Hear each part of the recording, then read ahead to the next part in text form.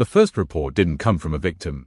It came from a delivery driver. He told police he had dropped off groceries at a house on a quiet street just before dusk. Standard order, nothing unusual, but when he reached the door, something felt off. The house was open, not wide open, just slightly, enough to notice. He knocked anyway, no answer. He called out, still nothing. He placed the bags on the porch, took the photo for proof of delivery, and turned to leave. That's when he heard it. A voice, soft, from inside. Hello. He froze. It sounded like a woman. Faint, like she was far away. He stepped closer to the door.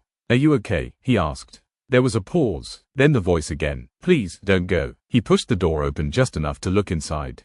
The house was dark, curtains drawn, lights off, no movement. Where are you? He asked. No answer this time, just silence, the kind that settles too quickly. He backed away and called it in. Police arrived within minutes. They entered cautiously, expecting to find someone injured. Or worse, but the house was empty. Completely empty. No signs of forced entry. No signs of a struggle. No one inside. They checked every room. Nothing, until they reached the hallway. One officer stopped. There's a phone ringing, he said. Faint, distant. They followed the sound to a small room at the back of the house.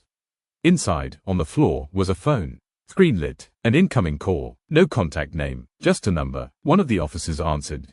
Police department, he said. For a moment, there was only static. Then, breathing, slow, steady, and a voice. The same voice the delivery driver heard. Why didn't you come inside? The officer looked around the empty room. Where are you? He asked. A pause, then the voice again. I'm right here. The line went dead. The investigation started with the homeowner, a woman in her late 30s who had been reported missing 2 days earlier.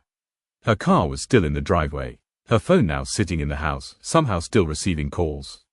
Neighbors were interviewed. One mentioned hearing something strange the night before the delivery. A faint voice, calling out, from somewhere near the house. But when they looked, no one was there. Another neighbor said they saw someone in the yard earlier that day.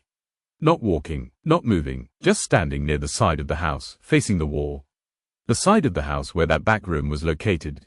Detectives searched the property again. This time more carefully. They checked the walls, the floors, the attic. Nothing, until someone suggested checking beneath the house. There was a crawl space, accessed through a small panel outside. When they opened it, the smell hit immediately. Damp earth, stale air, and something else. They crawled inside, flashlights cutting through the darkness. The space was narrow, barely enough room to move. And then they saw it. At the far end, a section of dirt that had been disturbed. They started digging, slowly, carefully, and then, fabric, then, a hand. The homeowner, buried just beneath the surface. The timeline didn't make sense. She had been reported missing days earlier. The delivery driver had heard her voice hours ago. The officer had spoken to her on the phone. But she had already been there, under the house, the entire time. The phone records made it worse. Calls had been placed from her device long after she was already dead. To random numbers, to delivery services, to people who never answered. Like someone was trying to get anyone to come closer. The suspect was never found.